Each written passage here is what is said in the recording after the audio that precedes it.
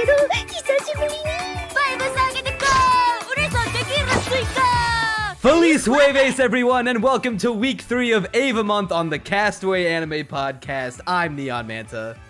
And I'm Crunchy Bagels. And today we're talking episodes 17 through 26, the final stretch of Neon Genesis Evangelion the show, before we tackle the big one, the beefy, the queefy, End of Evangelion. But first, if you enjoy the podcast and want to hear more of our objectively correct takes, registered trademark, then be sure to subscribe to the channel so you don't miss an episode of Castaway Anime. Crunchy, how we feeling? So first, I actually want to ask a different question. How long has it been since you finished the episode? I am deeply curious. Literally, not even, barely half an hour has passed. So you have had zero time to, even process what you have just witnessed. True. Where does that leave you then? Has it been an hour, 2 hours? Because I know you just finished the episode the same day as well. Yeah, so I've had about an hour and a half, maybe 2 hours. And I would not envy having that cut down to 30 minutes, let me tell you, because let's just say I was reeling, and that it took a bit of conversation on Discord to sort of get my thoughts even slightly more in order, but I think I've come to the heart of what I feel about the show. Which I guess to delve right into it, spoiler alert, it's not a 10 out of 10. Oh no, we were so close! We How the were mighty have so fallen. close. When you find out your we goat were washed. really close. We were really close to a 10 out of 10, let me tell you. Okay, hold on. Real quick. Is this specifically in regards to the last 2 episodes that is holding it back from 10 out of 10 status? No, I mean, partially, but no, it's not just them. There are other aspects that I have taken into account to give it the not 10 out of 10 status. But the thing is, when I say it's close, I mean, you saw what messages I was typing on Discord in my server at certain points. Like the other day, I was telling people, hey guys, I'll be late to VC. I'm watching Peak Evangelion. And, the second Redneck got into VC, I was just like, hey, you should watch Eva. It's the best thing I've ever seen. So when I say we were close, I mean, we were really close. And now you gotta hop into the next voice chat and tell them that you're a fucking liar. You're a dirty fucking liar and a whore. It's still really good. I think it's fantastic, and it's a classic, and everyone should at some point watch it, because it is just so important to the anime community and the anime industry as a whole, really. Also, what were your thoughts? Because I'm very interested to hear those. Okay, I'm gonna save my thoughts for these last 2 episodes for the end, because I want that to be its whole thing. I really want to talk about what's the episode. This would be 17 for our block, right? Or is it 19? Am I getting my numbers? No, it's 17. It's 17. No, it's 17. Okay, yeah, because I think this is the best episode of the show, hands down. Really? Oh, wait, hold on. Hold on. Whoopsie daisy. I'm actually a fucking retard. I got my numbers crossed. I meant to say 18. Cause that's the one where the fuck goes down. So 18. Okay, well now I see where you're coming from. Now I am no longer raising my eyebrow. Episode 18 is, I'd say, a very solid candidate for the best episode of the show. No, there are a few others that are easily also for me. close. Easily for you, okay. It was the one that got my jaw to open the widest at how things just went to shit completely. It is the most shocking episode of the whole show. Yeah, so what, do you and want the to start, or do you want me scariest. to start? Oh, it is terrifying. So yeah, go ahead, start.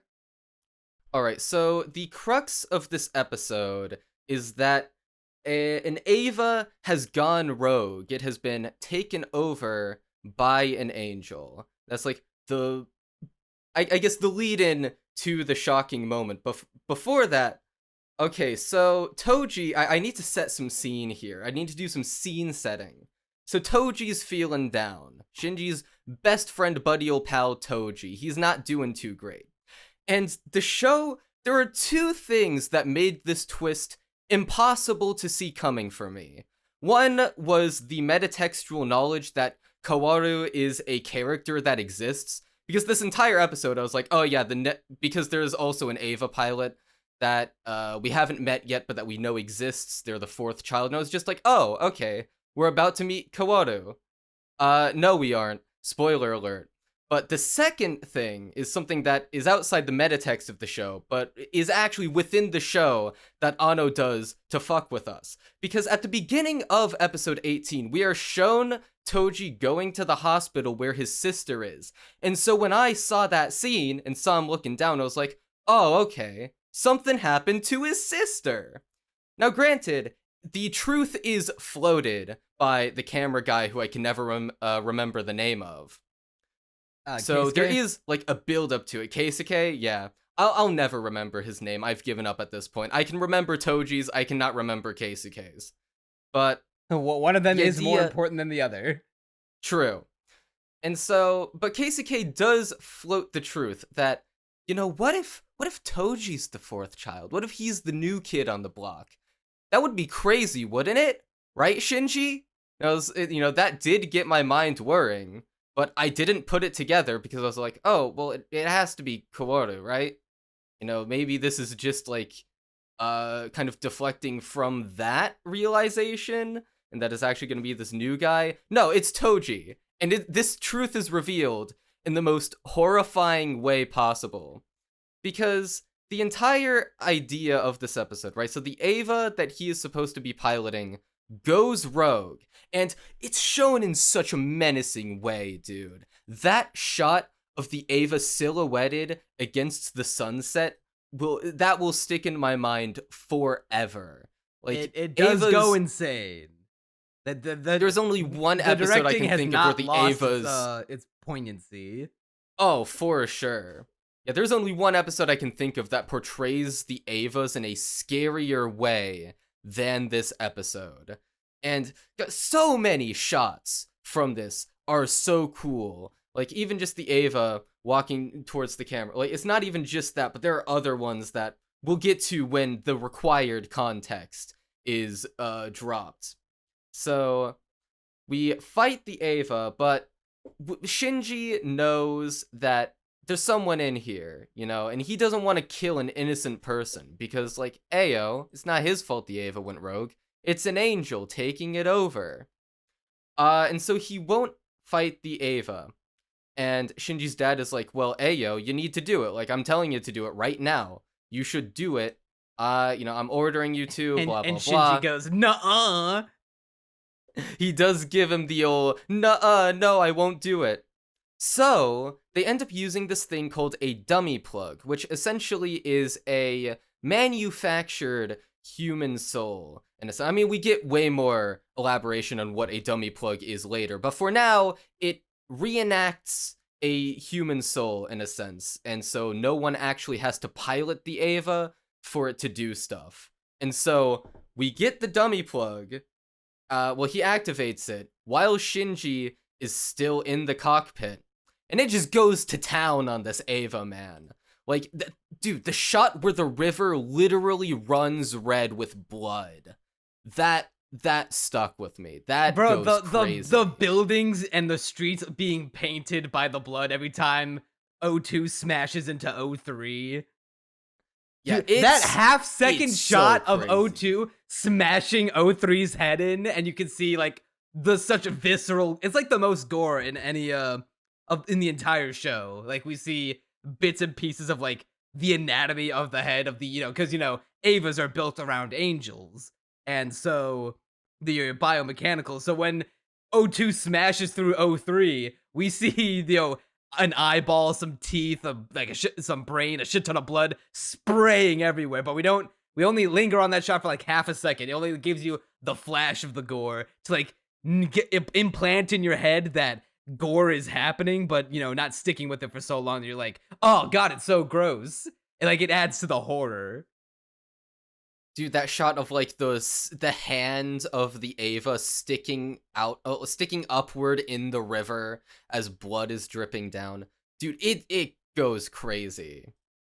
But yeah, But then eventually we get the bad shot of we see the LCL tank, the I always blank on what it's called. The plug. For some reason I remember LCL but not the plug. the entry plug. Entry plug. Yeah, I don't know why I remember LCL instead of entry plug. But we see it in the Eva's hand, and then he just crushes it. And we know there's a person there. Oh, well, Shinji is just having the best day of his life, really. This He's is the screaming highlight for of it. his dad to, like, Dad, no, stop, turn off the Eva.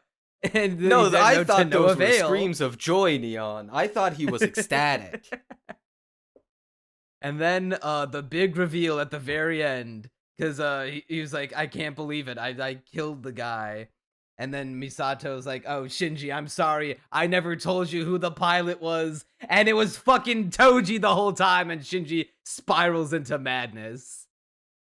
Yeah, so this is a new low for Shinji's mental state. This marks a new bottom level, because he is angry now. Like, for the first time in the show, it's not just that he's terrified of piloting the Eva, he is pissed at everyone around him for what they have done to Toji. Like, he is mad. Bro was prepared to fucking... He literally says, I have 3 minutes of power left in the Unit 02. That's just enough time to destroy all of HQ. Yeah, that another banger moment. And they end up diffusing the situation by, I think, increasing the pressure of the LCL and making him black out. And so, unfortunately, he did not wreak his revenge on HQ. But, yeah, after this, I mean, he's ready to leave. Yeah, he's like, no, he says, no, fuck this shit, I quit, I'm done being an Eva pilot. By the way, now with having seen, like, the TV show in its entirety, with the benefit of retrospect, how the fuck did Toji survive that? What was the point of him surviving that shit? You know, you raise a good point. And I Like, didn't what actually narrative think about it until purpose? you're saying it now. I had to look up online. That's like, wait, no, that's like, there has to be more to him, right? Apparently, if you look closely, because they don't put any big focus on it. If you look at the shot of him laying in the bed when the girl character, the class rep, is visiting him, you can see that he only has like one outline of a leg sticking out, like making a shape underneath the blankets of the bed, implying that he lost a leg in that whole thing, but that's just the worst that he got out of it. But I'm pretty sure we never see him again, like the rest of the show after this. Yeah, at the very least, he doesn't have any significant, any significant role beyond just appearing in Shinji's imagination in the final two. Or I guess the final one, but we'll get to that. But yeah, I mean, there wasn't really a reason. Yeah, I feel like it kind of sucks the wind out. Imagine how much more fucked up it would have been if Shinji, he didn't like do it himself, but he just had to sit there and watch as his friend get fucking died. Yeah, that would put a bit more wind in his sails for sure. So yeah, I agree with you on that. I don't want to gloss over this because I need to hammer home how fucking terrifying this episode is. So we got to remember, like, you were talking about how you didn't realize it was Toji until the very end of the episode, where it's like, oh shit, it really was Toji.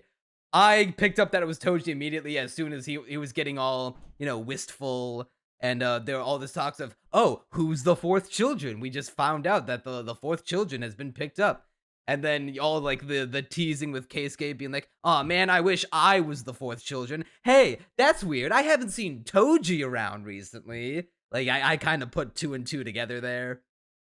But I need to drive home, like, shit, it's the audience, like, we know, I guess if you picked up on it, we know that Toji's in that Eva right now, but Shinji doesn't, and Misato knows that it's, Toji, and Gendo knows that it's Toji, Everyone knows that it's Toji, except for Shinji. Even Asuka knows, because she read a thing that she wasn't really supposed to.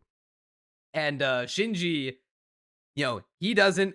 But when he is in the Eva and it goes berserk, and he's fucking destroying, just fucking curb stomping O3, I'd be remiss not to remind you of how Evas and their pilots work. Remember, they share a neural connection, and they feel each other's pain. It's like JoJo stand rules. Any damage that, the Eva feels, you feel like the neurological equivalent to, like how Rei got her arm torn off in one of the Evas, and even though she didn't get her actual arm torn off in real life, she felt like the pain of her arm getting torn off. So I need you to keep that in mind, and then think back to the scene of O2 smashing O3's head in, and it fucking, the guts and organs of his head going everywhere, having his fucking, like, internal organs, his intestines fucking ripped out one at a time, like, piece by piece, all the blood spraying everywhere, and, then leading into the fucking, entry plug getting crushed in his hand. Yeah, he had to feel all that, then get crushed inside the fucking thing. So, with the way that, the Evas handle damage, I don't know for sure if, like, suffering what would be a fatal wound to an Eva, it, like, translates to the pilot, because I remember in episode 2, when Shinji, tries to pilot the Eva for the first time, but then fucks up and gets that giant hole blasted in its chest. That would be a normally fatal wound to Shinji, but I guess that just knocked him out. So let's just assume that you get knocked out if you suffer what would be considered a fatal wound. That's the best case scenario. And then we're just like, taking the show at its word. Assume that that's not the scenario, and you maintain consciousness throughout that entire experience. So imagine that not only are you feeling the neurological equivalent of your head getting fucking caved in, but also your organs getting ripped out in real time. I'm sure it was a pleasant experience, and by that I mean the opposite of such. This is like with peak Shinji. Psychological horror. Yeah, I mean, even after this, like, this is probably the peak of the horror, but I mean, we'll get to this. It gets, well, yeah, we'll get to it in literally the next episode, where, okay, so 19, at first, Shinji is, like, completely not wanting to pilot the Eva at all, but eventually, he goes back because there's an angel that is just whooping everyone's ass. Asuka tries to defeat it, she gets BTFO'd, Rei tries to defeat it, she gets BTFO'd, and Shinji has a talk with Kaji, just tending to his garden, because that's where he wants to be at the end of the world. And Shinji realizes, oh yeah, I'm the only one who can do anything right now. I need to pilot that Eva, even though, I don't want to. I hate everyone who has made me do this. Well, he doesn't really hate Misato, but he especially hates his father and, everyone else for facilitating this situation. And, but he gets back in, and things, it looks like they're going up, right? It looks like, oh, I'm gonna, be the badass to defeat the angel, but then it runs out of power, and it's like, oh, that kind of, that kind of, puts a bit of a blanket on my mood. I don't know where I was going. Put a damper on the situation. Yeah, there we go. But thankfully, all is saved because Unit 01 finally unlocks its secret power of going fucking apeshit once again, except this time it goes more apeshit than we've ever seen it shit before. Yeah, what I love about the way Unit 01 is portrayed is that, okay, like, it gets its arm chopped off, but then it grows back a human-looking arm, and it, like, becomes more, it's not just that it more grows biological. It ripped off the other angel's arms, like smacked it onto its own like a Mr. Potato Head, and then like Akira grew a new one. It's like almost more biological than robot at this point, as it makes these animalistic movements, and It's like fucking feral. it's incredible, and it eventually devours the angel like some fucking lion or something. It's crazy. Yeah, Unit O2 is like one of the greatest mecha designs in history. Yeah, I mean, this thing just... I'm going through my screenshots of it right now. Dude, I love the glowing eyes, because it gives you the sense that it's like, oh, there's something behind that robot exterior. There is a life behind it, and it has gone mad. It has gone rogue. Yeah, that part was easily the best part of that episode. I will say though, I have some qualms with episode 19.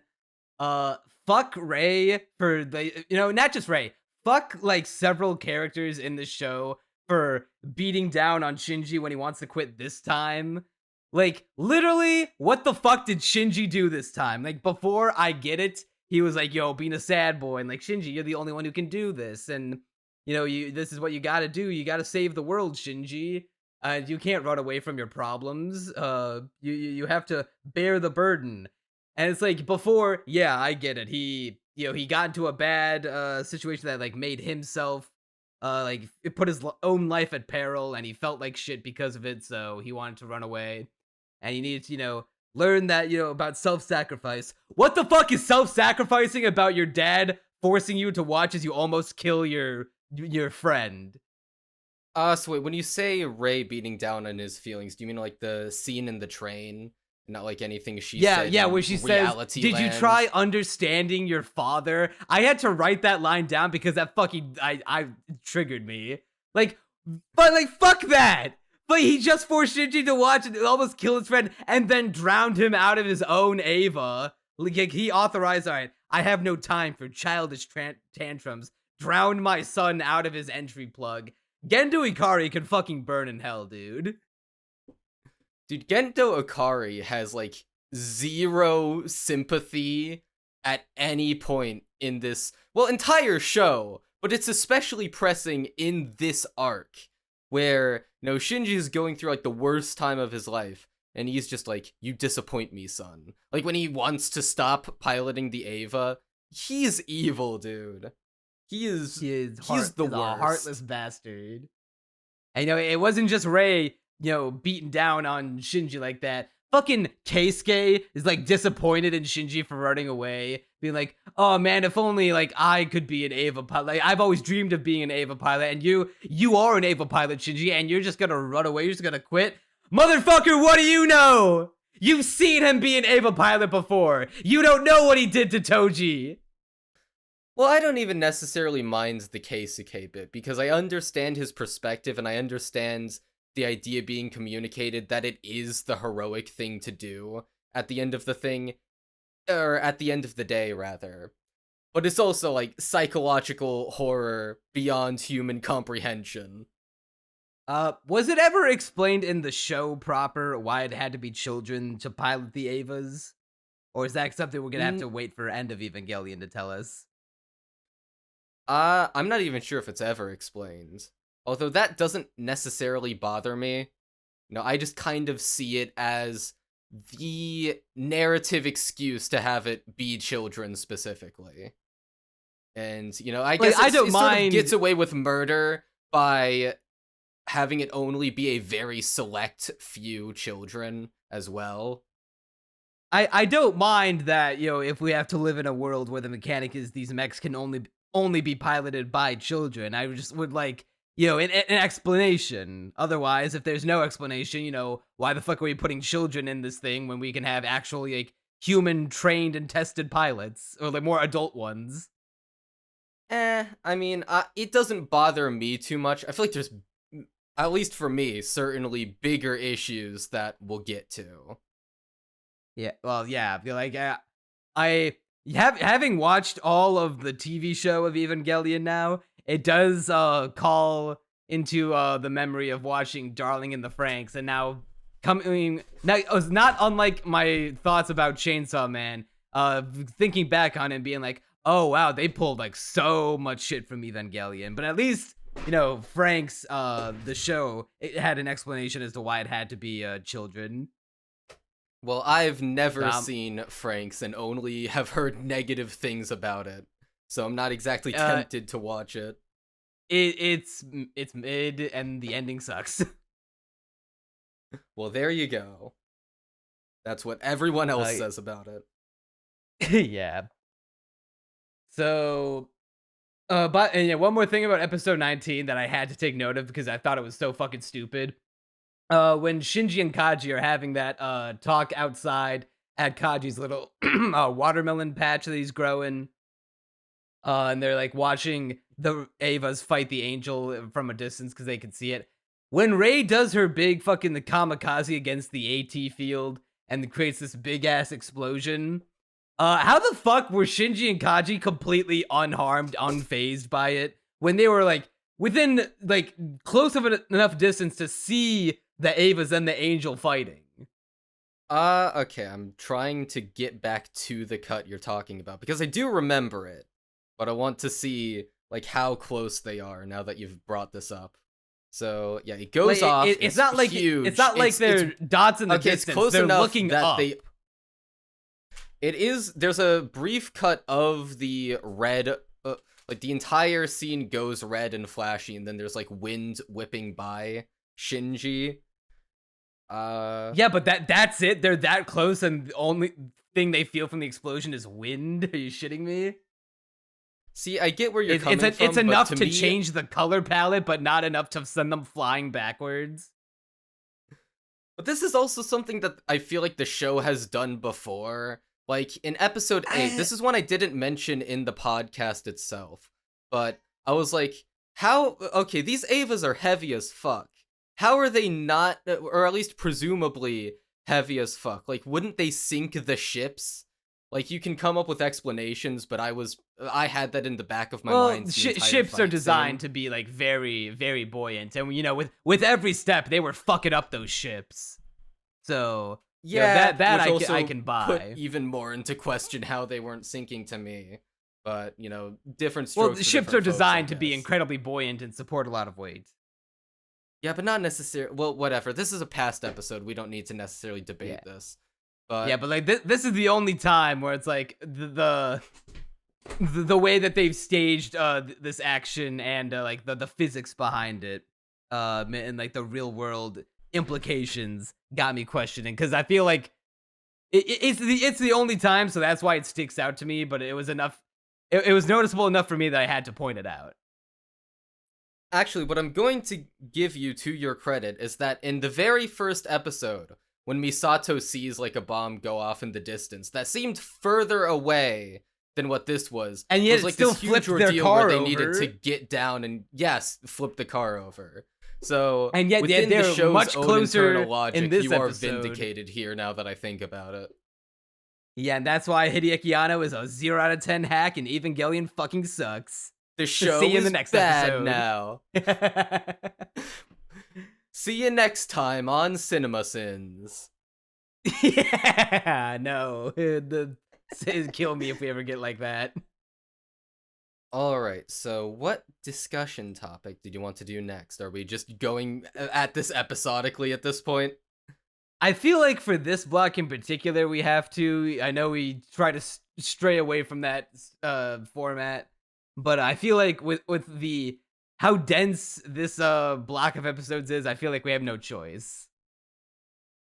Alright, that's fair enough. So, episode 20 is about Shinji being stuck in the Eva, where his sync rate went up to 400%.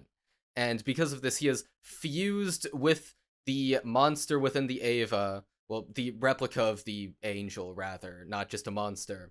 And he's fused with it at this point, and they need to get Shinji out. But, no, well, it's implied heavily that there is some level at which he can resist being pulled out, despite the project. And by the way, this episode takes an entire month in real time for the plot to go down. Like, this is a pretty massive time skip within this show. Yeah, and while all this is going on, Asuka is pissed that she's becoming Miwa Kasumi levels of useless. Oh, it only gets worse for Asuka from here on out. But yeah, Shinji, within the Eva, he has one of the show's many now trippy sequences featuring And mostly many now reused anime. epilepsy-inducing seizure scenes. Okay, I'm gonna go on a tangent here. It's a bit worse in a future episode, but I just need to bring it up.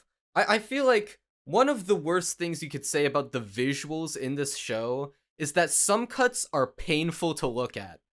Like, do not watch these episodes, or I guess, be prepared, have time codes ready if you're epileptic and you're watching this. Because I don't have photosensitive epilepsy. Some parts in this episode, and I think it'd be episode 22, I might have that wrong, but in those two episodes, there are sequences that were painful for me to look at, and I don't have epilepsy. And I had to look away from my monitor. I watched episode 20 in the dark with nothing illuminating Oh the room no! but my monitor. I at least had the lights on. The episode might as well have been playing Darude Sandstorm the entire seizure sequence. Oh god. Yeah, you know that meme? You know that meme where it's like they're playing the caramel dancing, but it like from an outside perspective of like a person's house, but you see lights flashing on in like the windows, and then you cut to the inside and you see the person inside the house just like face down, like unconscious on the floor while the music's blaring and the lights are flashing. That might as well have been me. Yeah, it is rough, but and it's not the only time this will happen. Real quick. It's even worse the next there's time that episode, and then there's another one, and shit, which episode was it that had the other? I said episode 22. I'm pretty sure that's what it was. Yeah, it's episode 22. Yes. Episode 22 is even worse because there's one point where it's like a black and white backgrounds that it is flashing between with text. Fuck me, I'm not reading any of that shit. I turned away as soon as it began. I think it was just saying 9, which is no in German. Yeah, okay, so not anything particularly important.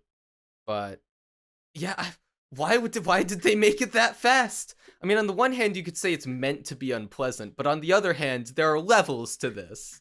There are levels, my friend. I don't care what your excuse is. If I'm feeling physical pain while watching something, that's bad.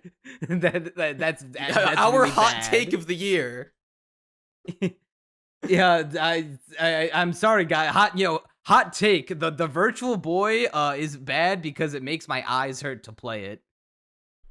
I know that's an unpopular take, and I'll be ostracized from the community for it, but you know what? Someone had to say it. The Virtual Boy community, that huge, sprawling group of people. I don't know. Do you think there's some hardcore Evangelion fans who are like, oh, please, you couldn't handle the fucking seizure scenes? I've lost my, sense of being in place, and all I can see is black and white now, so it doesn't bother me none. God, I hope there's nothing like that in End of Evangelion. If that happens in a movie theater, I'm just straight up shutting my eyes. Oh, that would be horrible in an entire theater. Although then again, I'm not, granted they got away with showing this on television, but I'm trying to imagine how you would get away with showing that in a theater. Like if you have the test viewing. I don't think there is. I feel like that would be notorious. I feel like people would be talking about the notorious seizure scene in End of Evangelion if that really existed. That shit would be like the first Electric Soldier Porygon. And then the timeline could have been irreparably altered. Maybe that because of that episode, Porygon didn't get to show up in the Pokemon anime for like what, to this day? I wonder if it is to this day, but that's an aside. So so I wonder maybe there is something like that in End of Evangelion, and that's why we've never gotten it in American theaters before. True. So the point of this sort of esoteric monologue section, mostly made of reused footage from older episodes or like partially reused footage. And it won't be depending the on last shot. time. It will be far from the last time, because oh god, I'm gonna get onto another tangent. These episodes are where it becomes very evident, even before the final two, it becomes kind of apparent that they're starting to run out of resources, because there are way more shots in this specific block where they just hold on a still image for like a minute.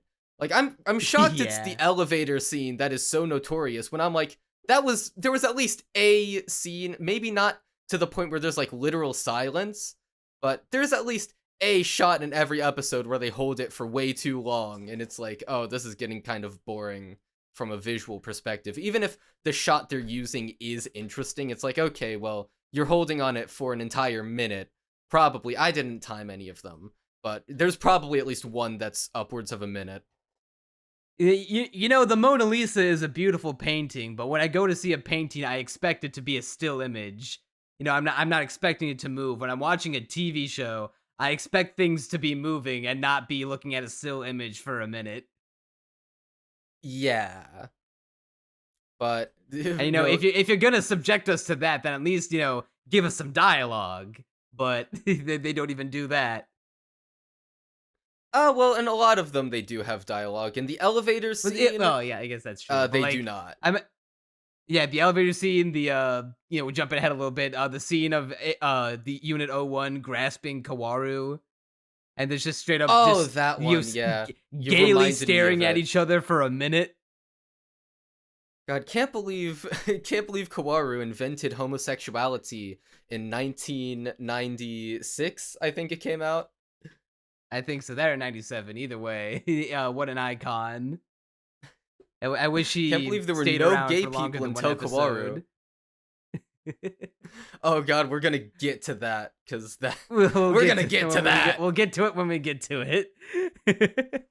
But all of this aside has been leading up to, I guess, the point of this monologue sequence, where it's essentially Shinji is trying to realize his reason for piloting the Eva. And his reason at the end of the day is because it'll make people like me.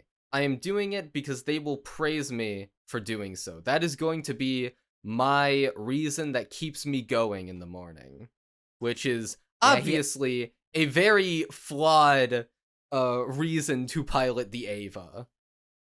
Yeah, he has this Because- deep-rooted fear that people only like him and keep him around because he, you know, he's just the goodest at piloting this Eva. So, you know, what happens when he has to stop piloting the Eva, or say we wipe out all the angels, we prevent the third impact, humanity is saved, the day is won. Good job, Shinji. Now what? You know, if we don't need the Evas anymore, what purpose do I have? Yeah, and it's like he just can't, because he hates himself so much, he can't realize that the people in his life do legitimately like him. Like, even Rei, who's so emotionally distant from everyone around her, does still like Rei. I mean, you saw that blush on her face when she said thank you for cleaning up her room. It was the cutest anime blush in the history of anything. I sent you the screenshot to it as soon as I saw the scene. But Yeah. she herself does appreciate Shinji. Shinji just can't get that through his thick fucking skull. That's what depression and, you know, deep-rooted self-hatred does to a motherfucker.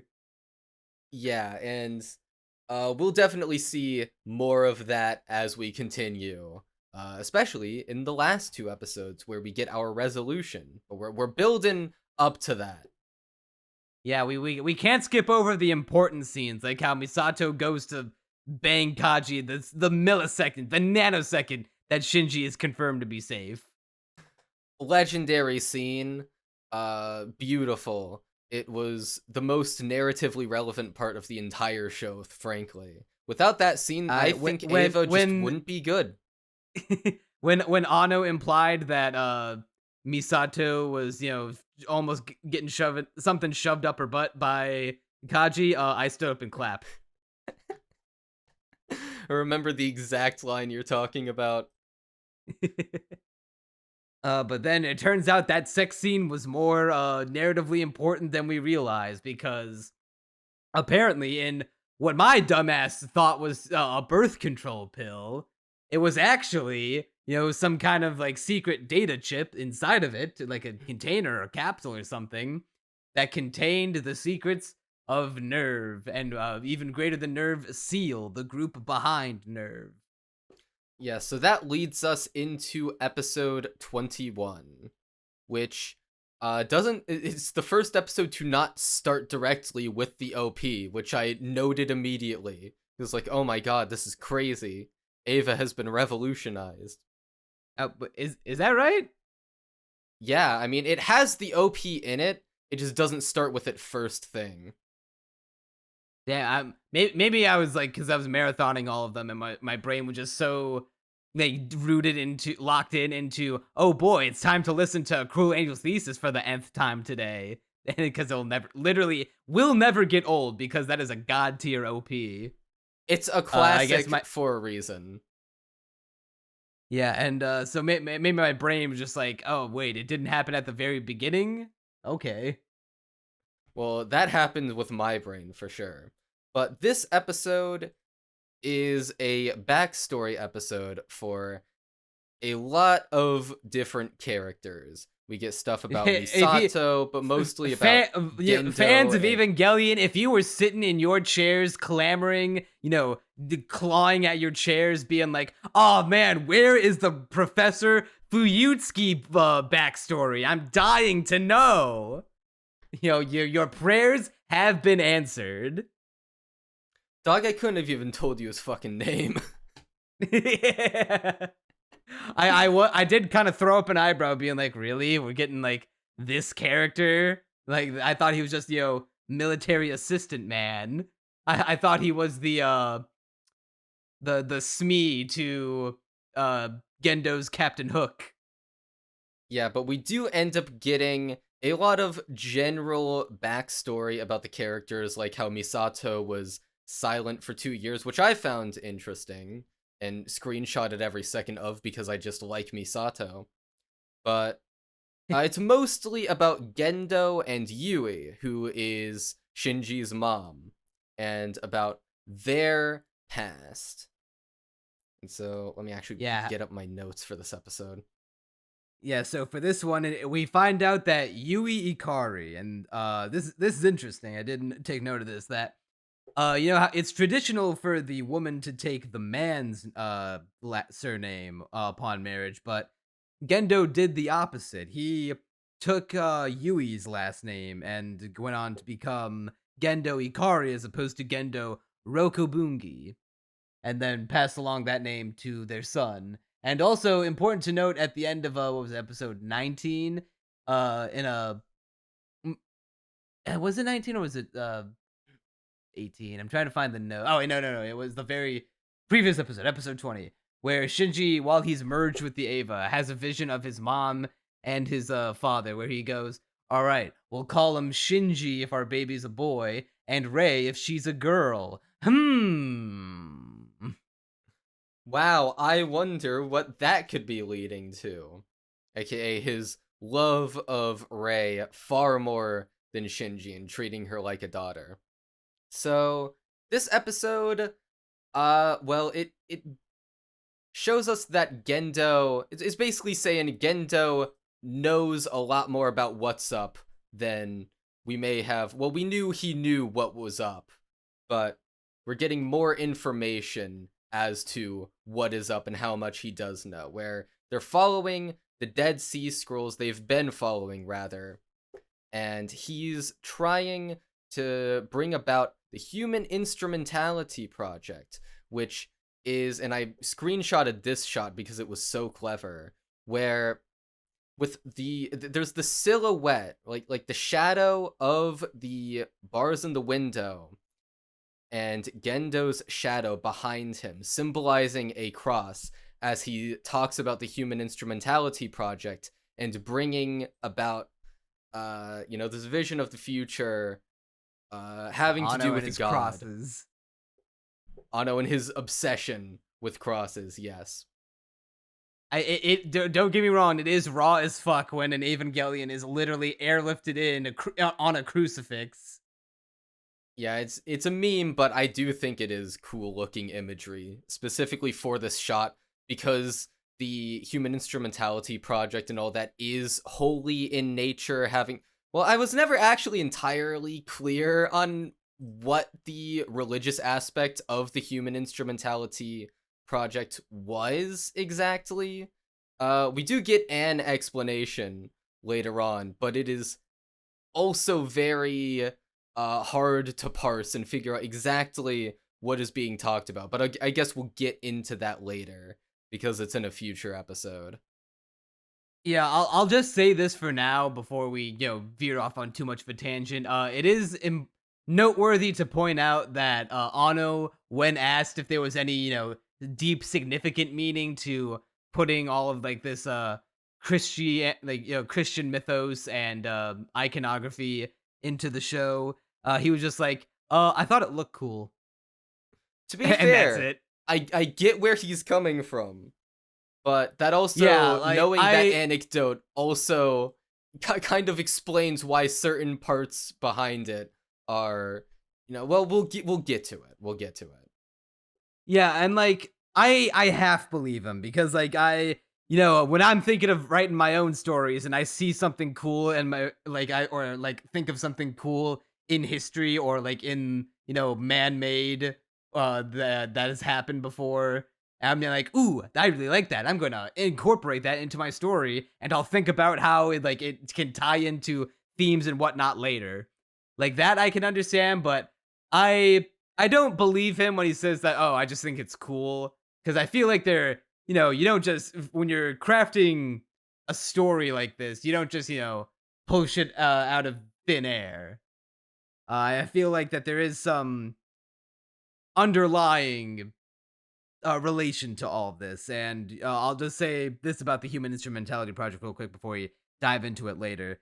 I feel like what he might have been going for is the idea of tying, the idea of instrumentality, which is, everyone merging into one being, one like consciousness, almost kind of like how that is like you could interpret the idea of like a religion like Christianity, where the perfect ideal of it is that we're all good, God loving, God fearing worshipers that hold the same ideologies and beliefs, and that if we all share these ideals, then we'll all be at peace, and there'll be no infighting, no turmoil in the world. But you know what, it's not that simple, but we'll dive further into that when we get to it. Yeah, I guess I'm a bit more willing to believe him on that than you, just because I think texture is a pretty undervalued, actually, part of storytelling, where by having the imagery in the story, even if it doesn't necessarily tie into the themes perfectly, you can still affect the viewing experience by giving them interesting iconography, and that will come to your mind when you think of Eva, and that does affect the show and its quality just by being there and being another part of the stew that makes it more particular in your mind. Yeah, like I'm just saying I don't think it's an accident. And to imply that it is would be to take away credit from Anno, to be like, oh, this this theming with all the Christian iconography and references with calling naming shit after Christian biblical stuff like Adam and the Evangelion and uh there's more to it. Well, yeah, the Evas are named after Eve. It's the Adam Rebirth Project, as in Adam and Eve. Eva. And the whole thing that I just went on about the Human Instrumentality Project and how you can interpret it as like a perfected ideal of religion. I like to say that he like just thought of that on accident would be to take away credit from him. So I like to think that that part was not an accident. Well, also in a sense, the end of the world inherently has, or I guess can be viewed through a sort of religious lens and have religious connotations, because religion has to do with theories of how the world began and the nature of it and the nature of humans' purpose on Earth, which would come to an end given the world's ending, unless you believe in heaven, which in that case, it's only just begun. And so you could also weave that imagery into the fact that it is an apocalyptic story. So, food for thought, I guess. Yeah, unfortunately, speaking of death, Kaji, lol. Rip Kaji. And yeah, Misato does not take this too well. And this sort of opens the door to the part of the show where every character is like at their breaking point, in a sense, where Asuka, I mean, we'll see it in the next episode, she is distraught at this point. Misato is cooping herself up in her room. Asuka half the time isn't even in her room, but at the other girl's house.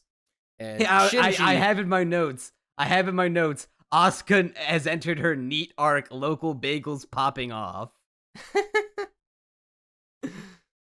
and Shinji has gone through horrors previously unknown to man.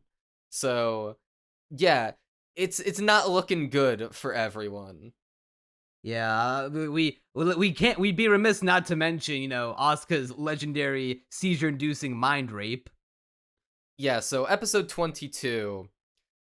Yeah, well, first of all, the seizure, but this angel, it's this glowing thing in the sky. It's not just a seizure, Crunchy. It's a seizure set to Hallelujah. The Hallelujah. I can't fucking say it. Hallelujah song. I'm gonna keep it a buck Which with you. I did not like the song laugh. choice, and I did not like the song choice in that scene. I was like, it's too goofy for this scene. It's too funny. I laughed. I genuinely laughed when I heard it. I don't blame you for laughing, because it feels like a fan edit, but it's the real thing. It sounds like, a shit post someone would cook up on Twitter, but it's canon. Yeah, and there's another instance of sort of classical music. At least this one isn't Hallelujah, so it's not as I much it doesn't prefer cause when they as use much dissonance. I much prefer when they used Ode to Joy with Kawaru and Eva O2 versus Shinji and his Eva. This Hallelujah shit was just goofy. Yeah, and it's fairly infamous among fans of the show. Or I guess, people who just know about it in general, that they use these classical music tracks. And I've heard they're pretty divisive before. I fall on the side of not liking the Hallelujah choice. But the point of this episode is essentially that Asuka feels useless. She feels that she has been overtaken by everyone else. Her sync rate is plummeting at this point, and it eventually reaches Asuka's zero stocks are at an later all-time on. low. Bro, it went from the moon to the abyss. She has lost big time on the crypto market. we gotta put our stocks into Ray coin. Yeah, I mean, she hates Ray at this point. She is deeply hostile towards her. I'm pretty sure this is the episode with the elevator scene in it. Yeah, it is. Yeah, like this shot, I do also feel like, maybe holding on it for 50 seconds of silence was a little too much.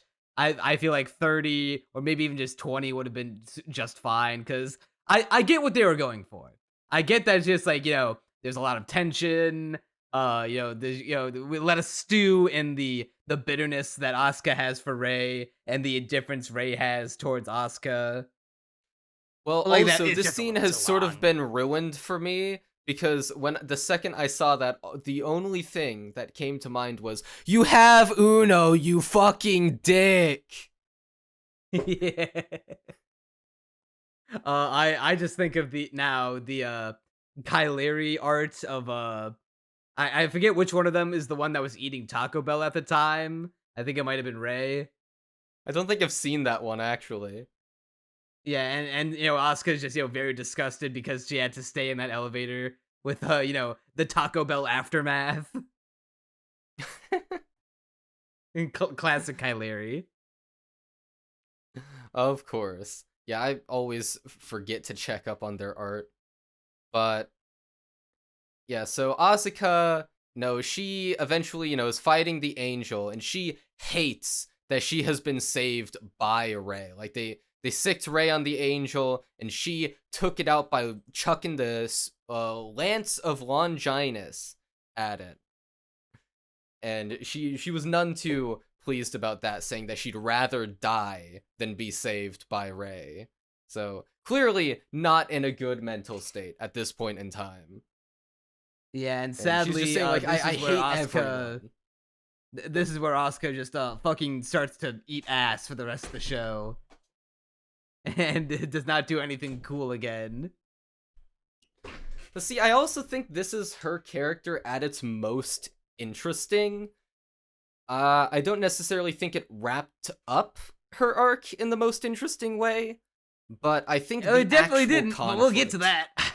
Yeah, but the actual struggle in this episode is super compelling. Like, for the longest time, I've considered the hierarchy of characters I like to be Shinji, Misato, Asuka, Rei. We'll get to that. But this was the one that made me go like, you know what? Actually, I think Asuka's my number 2 now. I think Asuka's shot up in the rankings just because these episodes did such a good job at highlighting her struggles. And these are the struggles she's had for the entire show, but they've now been elevated to a point where her self-loathing is just spiraling completely out of control. Like, at the I'm pretty sure... No, it'd be the beginning of episode 24, I'm pretty sure, where she's just in the bath of the partially destroyed building, just looking completely depressed and malnourished at this point because her sync rate has fallen to 0. Yeah, and she's thinking back to how her my jaw hit the floor not because of how shocking the scene was, and it's a good reveal, but like the internet has ruined this scene for me because do you know about the "Hey Carnage, do you know Candace" meme? No, I do not know of that one, so I haven't had whatever scene that is ruined. Okay, so it's just a meme of Asuka, just talking to Carnage from Marvel, like the red Venom symbiote. No, I don't know anything about Marvel. Oh, okay. Well, imagine. Do you know what Venom looks like? The Spider-Man character. Venom. Yes, I know what Venom looks like. Okay, Carnage is just Venom but red. That's all you need to know. That's Spider-Man. No. So the meme just goes, Asuka is just talking to Carnage, and she just goes, "Hey Carnage, do you know Candace?" Like trying to set up for a Candace dick fin your mouth joke, and then just gets cut off by Carnage going, "Your mother hung herself," Grah! Just like fucking dancing on her.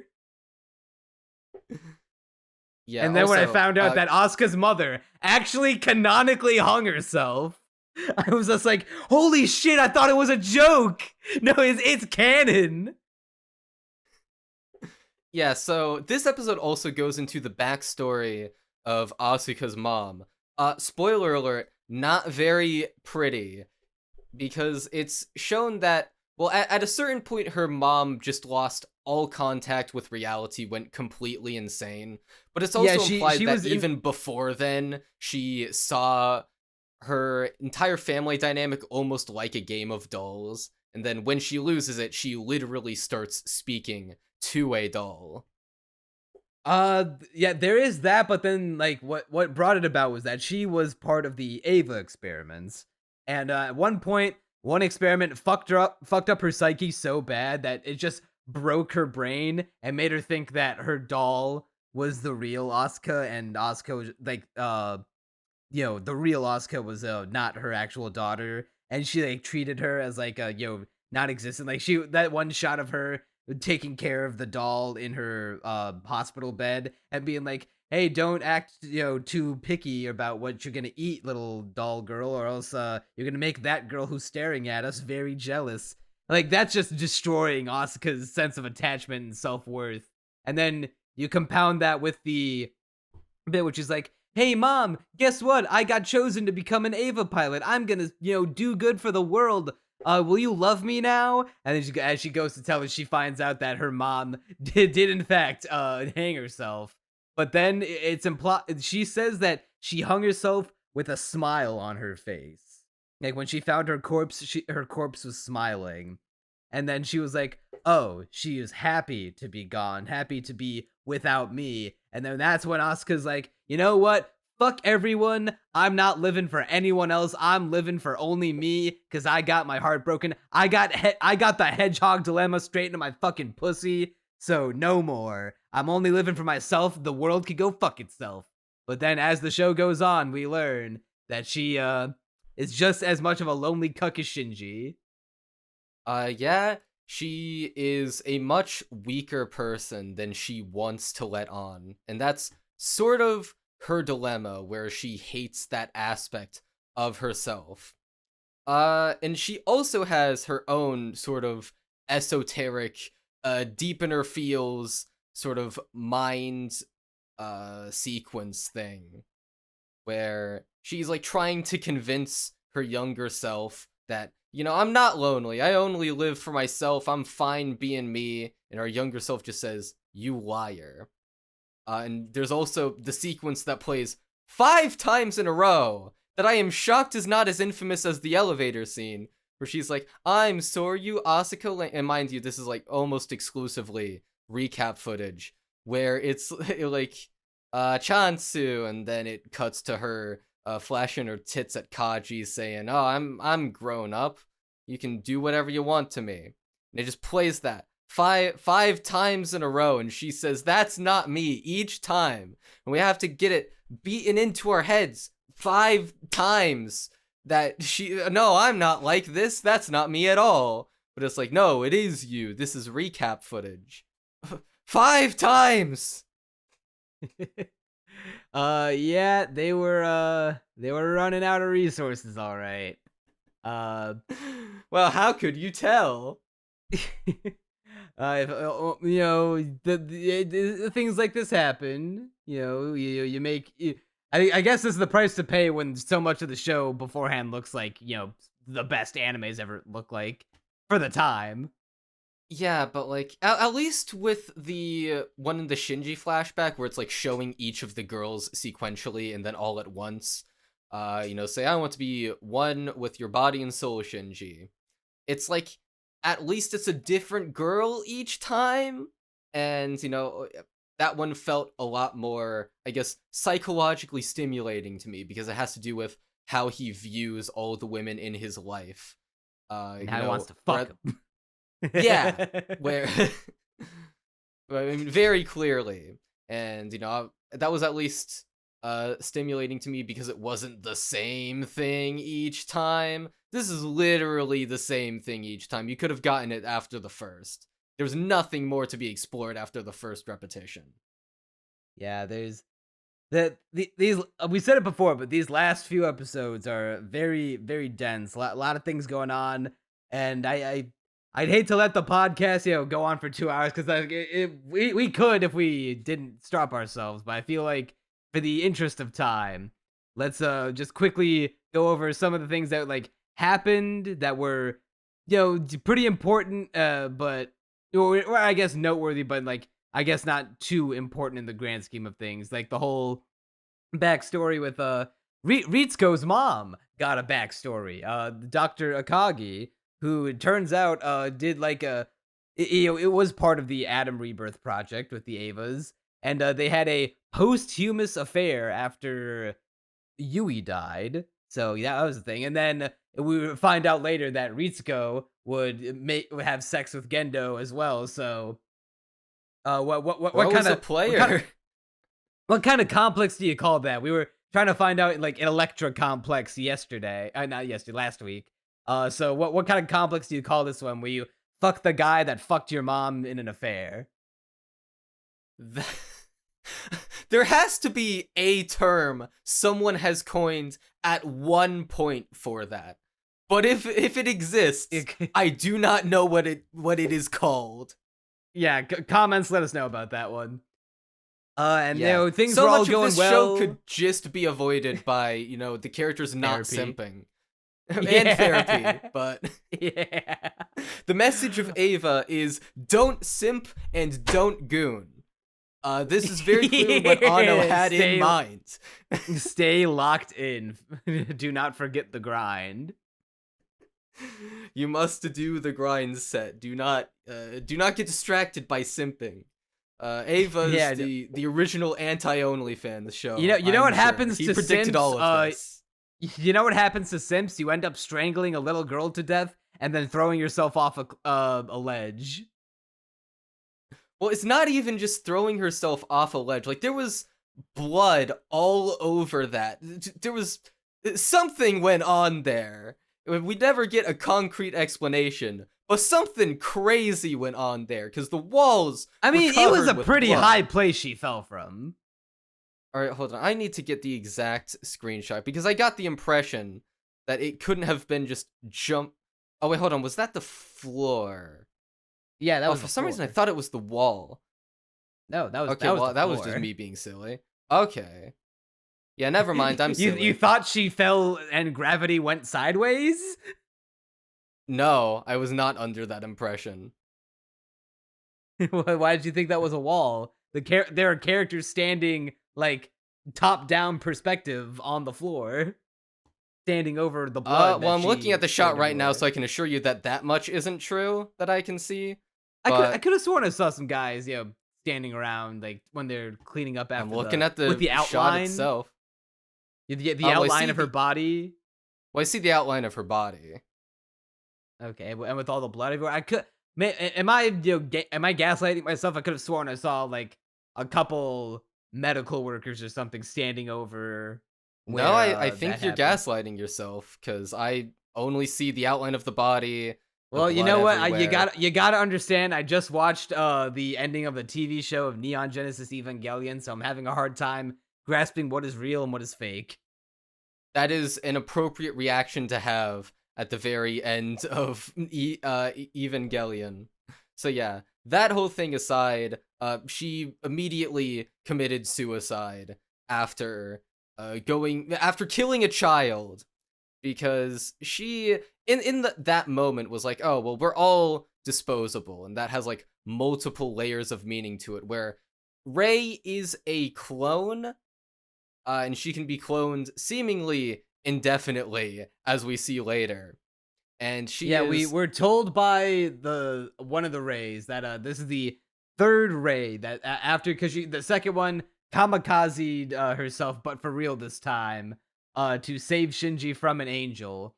And with it, everyone's like, "Oh man, Rei's dead. This is so sad." Shinji's like, I'm so fucked up in the head that I'm trying to be sad, but no tears are coming out, even though I liked Rei." But then he sees Rei again. He's like, "Oh my God, Rei, I'm so glad you're alive." And he's like, then she goes, "Wait, why are you so glad? I barely know you." "Oh, but I guess maybe you know me because now I'm the third Rei." Yeah, so since we're talking about Rei so much here, I want to shift this for a second into a broader discussion. What are your thoughts on Rei as a character? Like, how much do you like her? I feel like anything. This can go to an extent of like every character in this show. I feel like anything I say will just be invalidated by End of Evangelion giving them proper conclusions. Yeah, that's fair, but I had this in the back of my mind last block as well, but I was keeping my thoughts to myself because I was like, oh, well, there's still like 10 episodes left.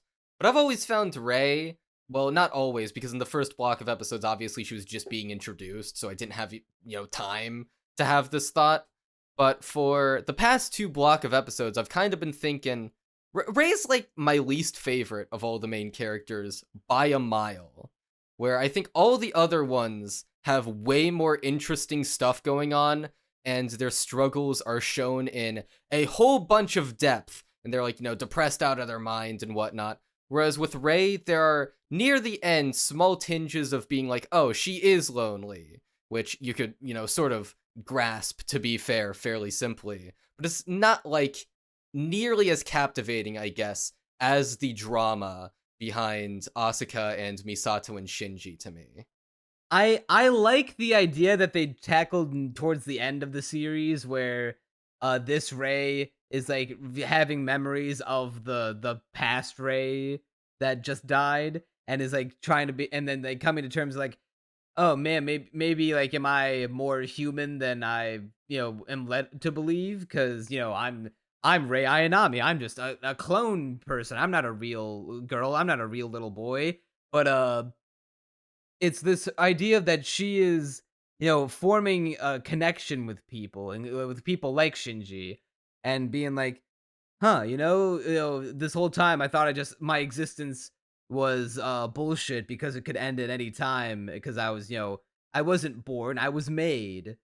But now that I, have finding all of these, I'm making all these connections. I now am like finding reasons to live for. And that now, if I, I used to like welcome the idea of death because I was never meant to live in the first place. But now that I'm living and I'm getting all these, experiencing all the positives of being alive, now I kind of don't want to die.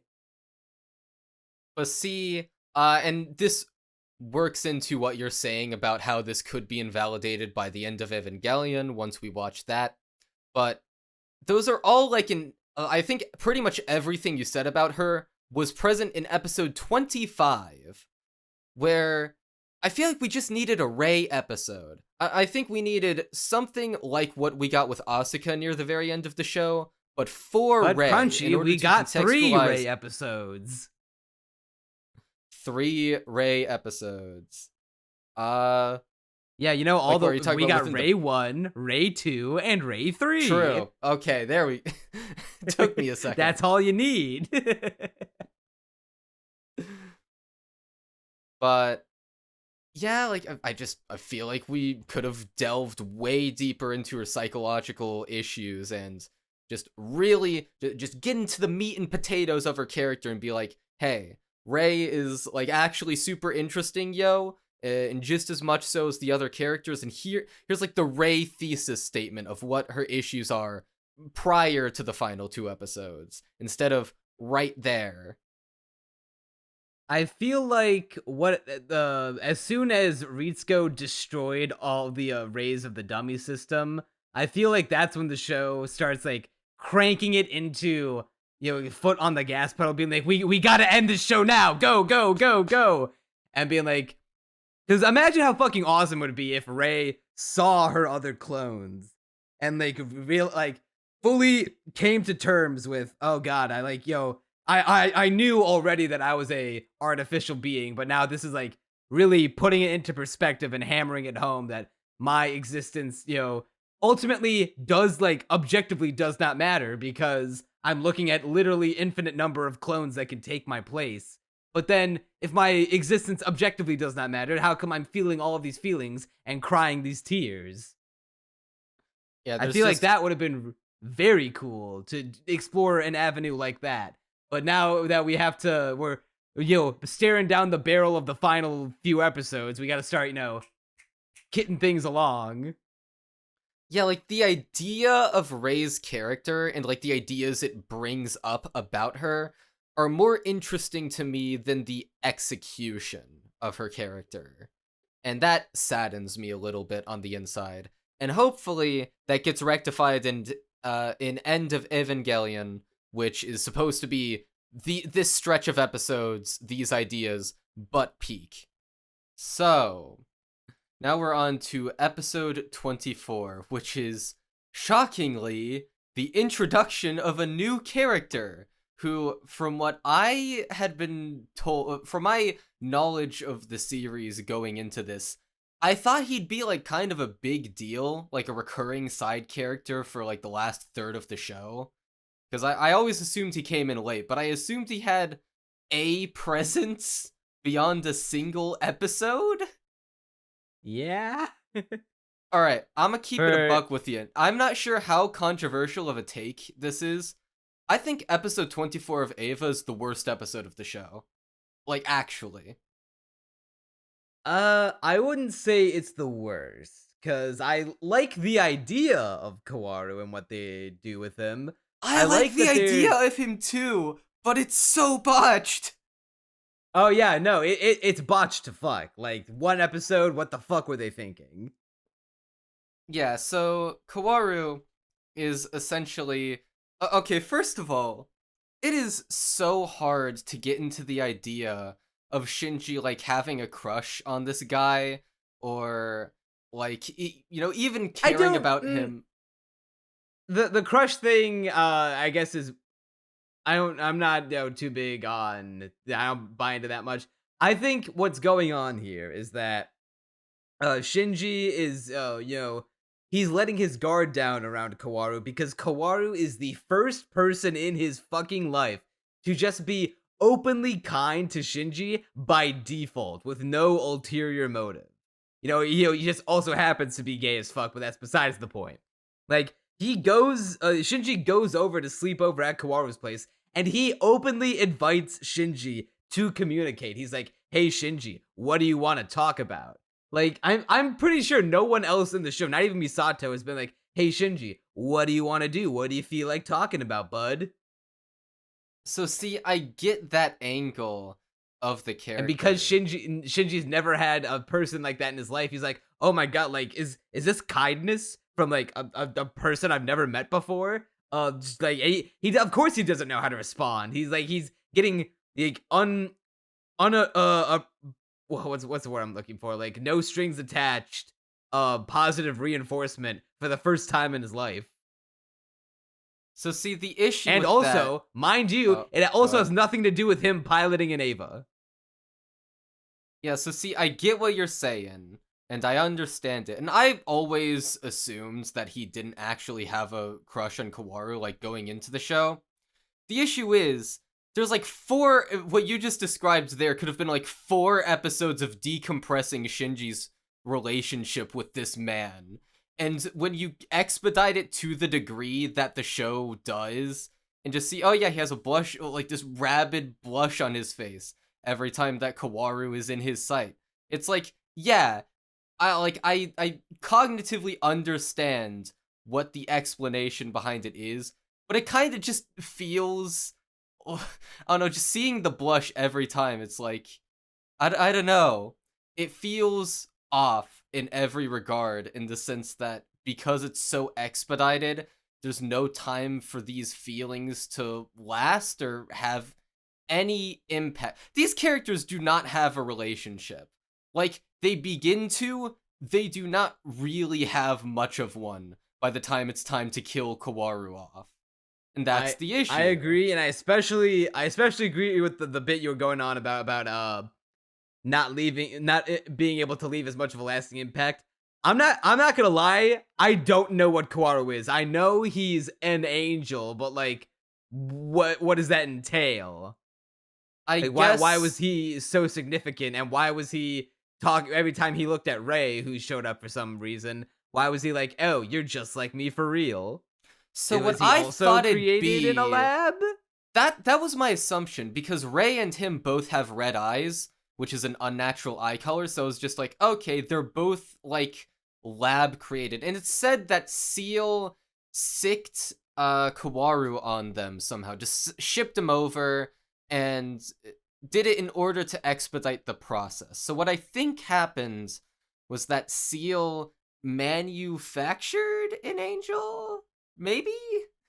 I don't really know. Come to think of it, that's my assumption, but it's not confirmed. Wasn't their whole thing that they needed to defeat the angel so they could proceed with the human instrumentality project? My assumption was always that Seal...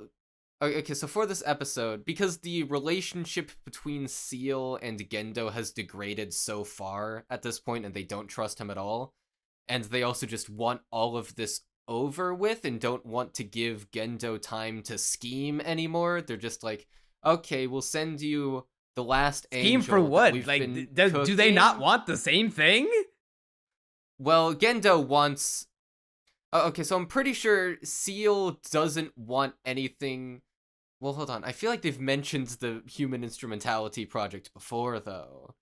But I know they're at odds with each other by the end of the show. Because they don't like trust how Gendo. Gendo's taken the whole matter into his own hands and, going under Seal's nose about things, but is it the end goal the same?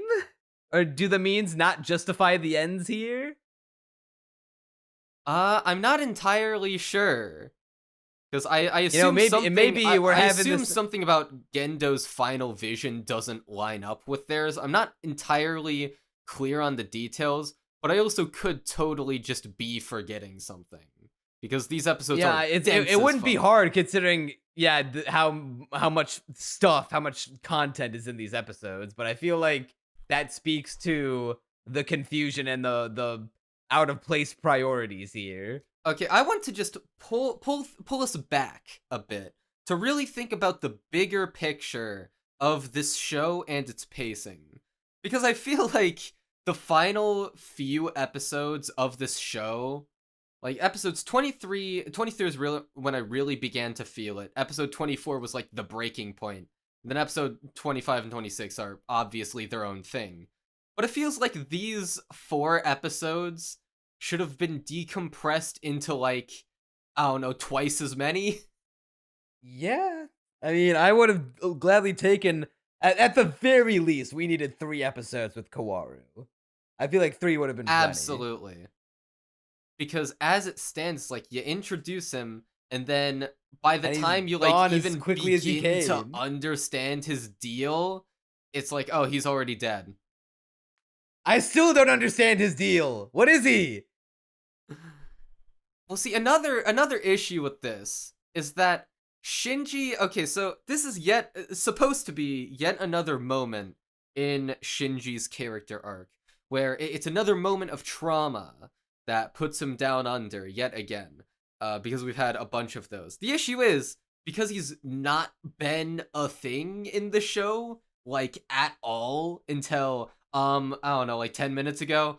It was more than that, but I'm exaggerating. The point is, when it's hard to buy into his feelings for Kaworu, like his feeling of, guilt for killing him, because while I understand it, and I understand why he'd be like that, and, it's not like a plot hole or anything like that, I don't feel it. I don't feel it in my soul. I don't feel the crushing weight of what he's done. Whereas with Toji, we know the importance of Toji to Shinji. He's been there the entire show in the background. He's a bro. We all love Toji. In the first block of episodes, we were constantly talking about how much we liked Toji. And so when something bad happens to him and it's, Shinji was there in the cockpit witnessing it all, we're like, damn, that's rough. When it happens to Kaworu, we're like, Kaworu who? And it's like, I want to like Kaworu because I do think he's an interesting character. And he adds like a new, bit of intrigue and a new spice to the pot. Imagine we got to see him in, like, we could have a subplot to further the Asuka thing about how he's being set to replace Asuka as the new pilot of Eva Unit 02, and that Asuka, her inferiority complex is, being taken to critical mass because of it. Bro, imagine the version of this show where it was like, I don't know, 30 episodes or maybe even a little more than that. Oh, it'd be so peak. We could avoid all these issues. Yeah, we could have had. That just means more time to watch Shinji and Kaworu be gay as fuck. Yeah, Kaworu could have invented homosexuality so hard, everyone would be gay after those 3 or 4 episodes, let me tell you. Bro, the liberals ain't got nothing on the gay apocalypse Kaworu could have caused if he was given more time to shine. Speaking of the left, did you also get in your subtitles? Did you get a line? I forget which episode it was, but I screen capped this and posted it in the Crunchy Bagels Discord server, where it was like, today marks the such and such anniversary of when this part of Tokyo 3 was attacked by a terrorist, a leftist terrorist. That was not in my subs, actually. I did specifically. What did it say instead? Okay, let me find the screenshot. Could you like send it to me? Oh man, I have to fucking dig for it, but Here, I'll right now search from Neon Manta contains image. So has image. It'll probably be one of the first ones. Okay, I found it. Yeah, so that... Do you remember what the subtitles say? No, I do not recall what they said on my... Was it like some kind of radio broadcast in the background? Yeah. Okay, I assume what I can only assume for my subtitles was that they just didn't subtitle it because it was too quiet. That's what I can only assume because I don't remember that. Zam. Well, in that case, Would have been funny though. Yeah. I'm looking over my notes real quick to make sure we're not missing anything before we talk about the final 2 episodes. Oh yeah, the whole thing with Kaworu, he keeps referring to humans as the Lilin, and then when he goes to what we think is Adam, in the basement of Nerve, who's nailed to that big cross, he then says, "Wait a second, you're not Adam, you're Lilith," and it's like, what does that mean? I don't think we get an answer, because that was on my mind that whole time. Although, to be fair, that was also the point where the show had thrown out so many new phrases that I kind of just stopped keeping track of them. Because we had also gotten... Oh god, I wrote it down, but it was like this other thing similar to Nerve in the flashback episode that got in... Yeah, like Gehern, I'm pretty sure. Yeah, Gehern. And then that got introduced, and then got sort of... It didn't really mean much, and so I was like, well, why did I write down Gehern? Why was that necessary? Yeah. The last thing I want to talk about Kaworu is this line that I quoted because it's gonna tie in to End of Evangelion. This is the seed that was planted for what the true ending of Evangelion is with the movie, where Kaworu, after he's within Shinji's clutches in the Eva Unit 2, he says, "Life and death hold equal value to me. Choosing to die is the absolute freedom." Okay, so that's like a huge thing in End of Eva. I don't really know its connection to End of Eva just because I don't know enough about the movie, even though I know the subtitle Death and Rebirth, so I assume it has something to do with that. Yeah, it's well, I won't spoil it for them because we're gonna go see the movie obvious tomorrow reasons. at the time of this recording. Yeah, but it'll be a good thing to keep in mind when we return to talking about the movie next week, or tomorrow for us. It's I don't know how much of the Kaworu content is going to be in the movie. Because I've just heard that it takes the End of Evangelion just replaces episodes 25 and 26 as the true ending of the show. So yeah, that is what I have heard. Maybe I can, I won't look it up so I don't, ruin it for myself, but maybe there's a little bonus Kaworu content with a K that hopefully expands on, his brief presence in the show. But yeah, as far as his appearance in the show goes, unfortunate, good idea, horrendous execution. Yeah, unfortunate. And I feel like that on its own would... Yeah, like, I mean, I'm imagining the version that would have a good ending, but then also have this Kaworu thing. Like, that almost on its own would damn the show to be not a 10. Because it's just so haphazardly executed. But I would say it does. Yeah, it's rough, man, because I want to give this show, like, full score 10 out of 10. But I can't do it. I can't take it, man. So I will say, okay. I will say, when we get to the end of the podcast, I will be withholding giving a score to Neon Genesis Evangelion until I see the movie, because that is the ending proper. So I'll be nice and judge it. I'll give the movie its own score because it is a film, but I'll also won't score the show until I see the film and have the full story in front of me. With that being said, we now approach to lack of a better term, original ending of Evangelion, with the final 2 episodes. Yeah, so this is infamous. Pretty notorious. Yeah. It is the thing people talk about with Evangelion. The fact that it has an infamously rushed ending. And, it's rushed, alright? Yeah. You know, hey, if a viewer, if were you like me, average Neon Genesis Evangelion viewer, watching the show up for these 24 episodes, like 2 animes worth of seasons, up until this point, and they name drop it early on, the Human Instrumentality Project. Your brain's buzzing. You're like, okay, what the fuck does that mean?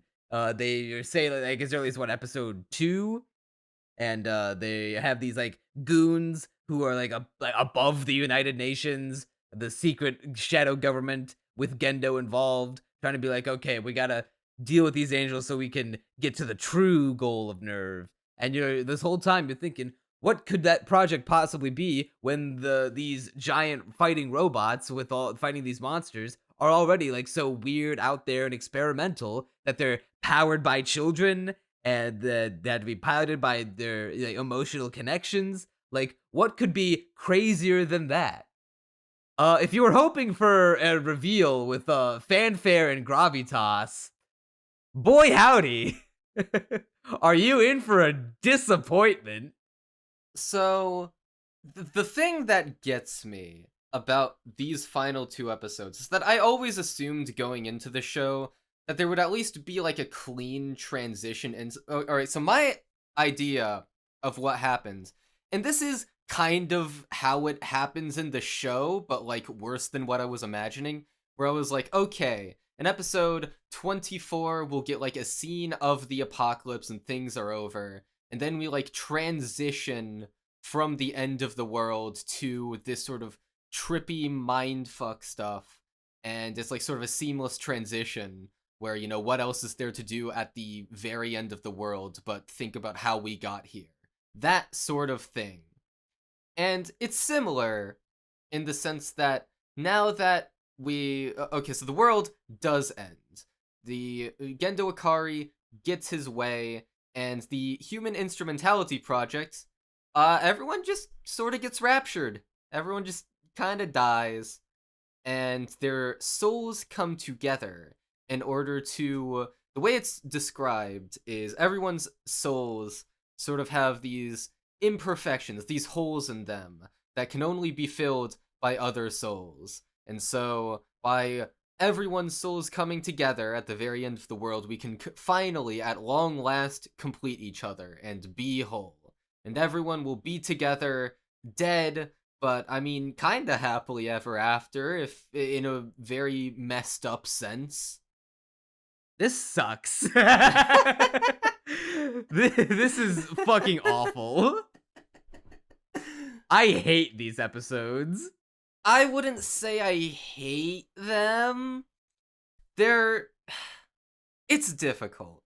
Because on the one hand, okay, yeah, Crunchy, they're boring. Crunchy. They are very boring. They're not. It's not just that they're boring. Crunchy, can you explain to me what the all right? No, you did explain to me like what the end result of the Human Instrumentality Project is. Can you explain to me what it is? I cannot explain how it happens. I'll give you that much. Yeah, okay. I cannot explain the mechanism by which we got to this point. And that's where it all went wrong. Imagine my confusion, Crunchy and viewer, when I'm sitting here watching my final couple episodes of Evangelion. I'm seeing Shinji in the chair. I'm seeing the legendary Shinji chair meme, and I'm like, yes, oh my god, we're here. We're finally here.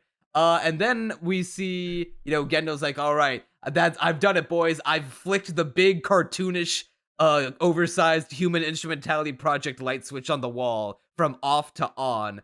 We've all been raptured. Ritsuko's dead. Misato is dead, apparently. Don't fucking ask me how that works. I assumed, like, Gendo fucking shot them or something with the way it was framed, but I guess not. Because it's implied that everyone just gone to the rapture? Yeah, like, I assumed, because there is blood, and that confused me, because I was like, I just assumed with the way it was explained that it'd be like, oh, we sort of phase out and disappear. It's like, no, there's blood, so yeah, like, did they get shot? I assume they just got raptured, but that shot being That's interjected, a pretty violent rapture. yeah, it If injects the a rapture lot of involves your heart confusion into things. exploding. But then, I can imagine what went down in Studio Gainax at the time. Anno's sitting here being like, "Oh shit, we need to finish this series now, but we're out of time and money. Hey, Takashi, you know those horribly fucked up cells that got all negative and warped? Let's use those, so that way we get the beginning of episode 25 with all those shots of the Shinji.jpg being all warped and set against like negative color backdrops. So it's all like fucked up magentas and greens. And then after that, we're just like, damn it, we need to go further beyond. You still have the cells lying around of characters that we've already animated from past episodes. Redub lines and put new lines over their lip flaps. Yeah, significant amounts of these final 2 episodes are reused footage, and even when they do like a big spurt of original footage, like in the school section in episode 6, most of the way through, it then just switches to that very minimalist art style that most of the episode was in, because they didn't even have time to fully animate that much, which is, it's rough. It's worse than rough. You know what? I'm gonna say it, Crunchy. You gotta hold me back, Crunchy. I'm gonna say it. You gotta hold me back. Your fears have been realized. We have entered the pretentious zone. Oh no! Oh dear God. Yeah, the fucking, this is like some bullshit Kingdom Hearts ass dialogue exposition. Fucking dump, like, you know how cool it would be to have all of our characters reflect on their their character flaws and how they need to deal with their issues. How cool it would be to have Misato reflect on how she uses sex and sexuality as a means to escape reality and her own self-hatred and loneliness, or how Asuka needs to reflect on how her desire to live for herself is actually a cry for help for others to not leave her alone. Unfortunately, instead of exploring these themes and character flaws in a natural way in the narrative, in a gratifying way, why don't we just enter the pretentious zone and have them have interviews with their own selves, and do it to the backdrop of reusing animation cuts of characters, and just having text on screen asking them questions like it's fucking Dateline NBC. Well, what gets me about it is, am I the only one who feels like Shinji even really got a resolution? Because we go through all the characters' hang-ups. No, he didn't. We're the show has just like taken us on this roller coaster of tricking us into thinking that he got one. Well, Shinji, he does get a resolution. It's not a good one, but it is a resolution at the very least. But for the other characters... It turns out Evangelion was a play the whole time. We're going full Mario Brothers 3 with this Yeah, bitch. that's the issue, because we get to see all the other characters' hang-ups and get, to see them, at the very least, realize what is up, but there's, like, no catharsis, because we then transition to... It's inorganic as fuck. So this entire string of episodes, these 2, all take place seemingly within Shinji's minds. These are the characters that... they are the versions of the characters that are in Shinji's head.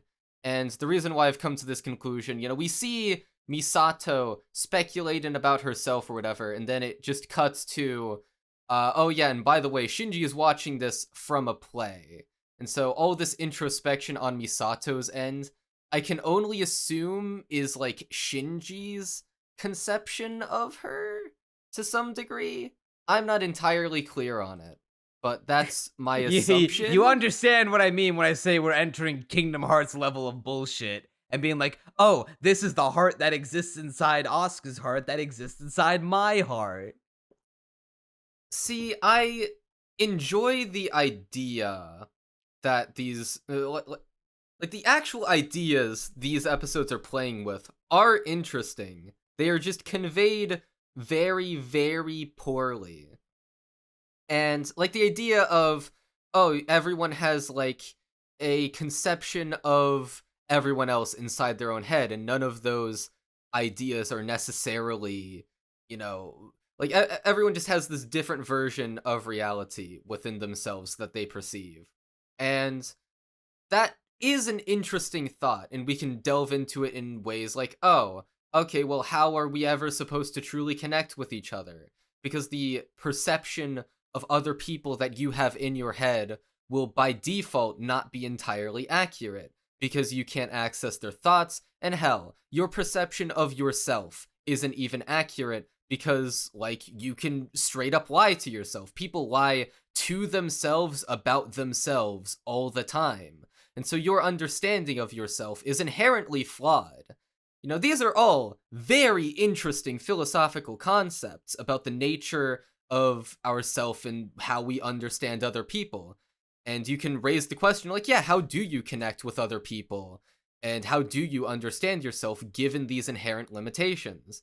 But I don't really feel satisfied with the way that idea was even explored in these episodes.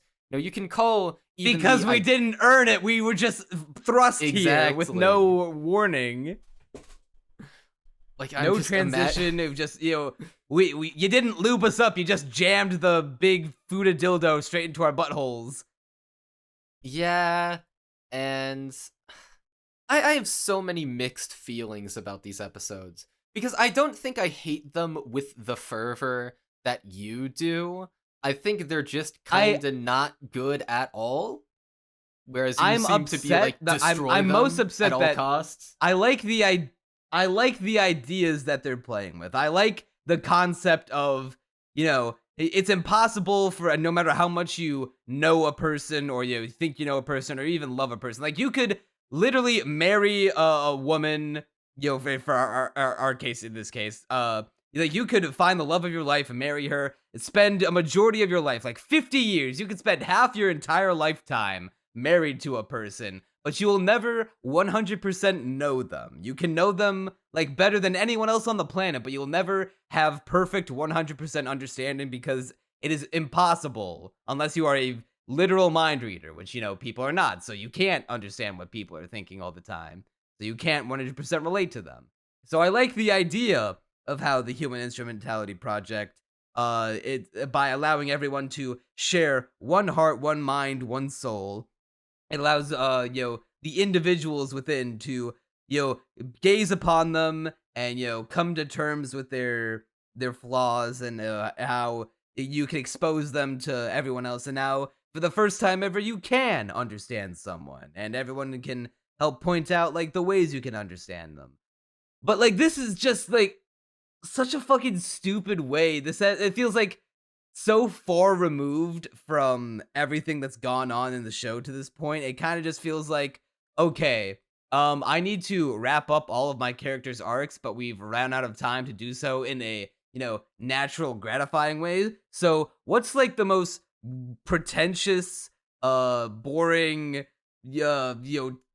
uninteresting way we can cram all of this faux character development and resolution?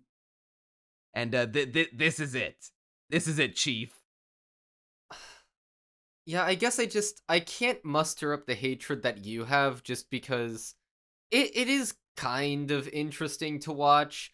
It's boring in a lot of instances, but once again, the idea of it, which I hate to say because they are very poorly executed, but the ideas on display are cool, and even the way they're told, even if they're extremely flawed, there's at least, it does get my mind jogging at the very least, but it's not the way to end this show.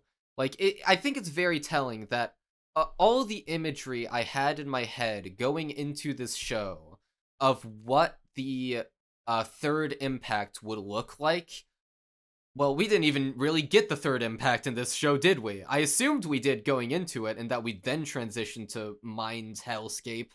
But no, that doesn't happen. Instead, it's the human instrumentality project. And so pretty much all the imagery also, by the of way, Eva... they Oh, go ahead. I just want to say, by the way, they, and once again, maybe this will get answered in End of Evangelion, but as far as the show goes, because they didn't answer it here, so I'm still damning them with this. They tease near the end of the series that, this whole time we were told that the second impact was caused by an angel. Angel devastation fucked up Antarctica, sank it into the ground, and caused the sea levels to rise, and just fucked shit up for like permanently all across the planet. But then it's implied by allowing what was it like in the unit the OO Spear to of take Longinus, which was not Spear, Lance, whatever, doesn't matter. But it was No, it was Spear. in Adam, and it can't. Well, rather, Misato is under the impression that it can't touch the angel in the sky that it's being chucked at, because it would cause the third impact, which is what all the angels have been going towards this entire time. They've been trying to find Adam because that caused the third impact. Except because the lance spear can be thrown at it, it can, because Gendo is willing to risk that, Misato deduces, okay, it won't cause the third impact, it has no chance, so what caused the second impact? And I had actually forgotten about that until you brought it up just now, and I was like, oh yeah, they didn't explain so what what caused is it? the second impact. Was it humanity? Was it trying to make the Evas that fucked up the world? Because Gento is demonstrated, he predicted when it would happen, so he knows the answer. And there was a lot of build-up to it, of like, oh, he knows more than he's letting on, he's sus.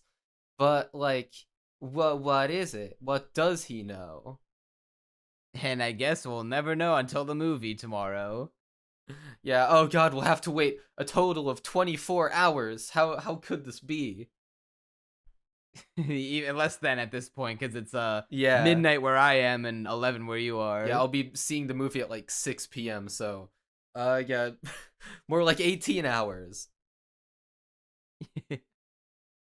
Like, the only part where life was injected back into my veins was when we got a taste of Slice of Life Eva. And we got, for the first time ever, Ray with a non-deadpan personality. And I felt my soul being, like, it lifted out of the physical vessel. And being like, oh my god, I'm ascending. I'm seeing blushing, embarrassed Ray.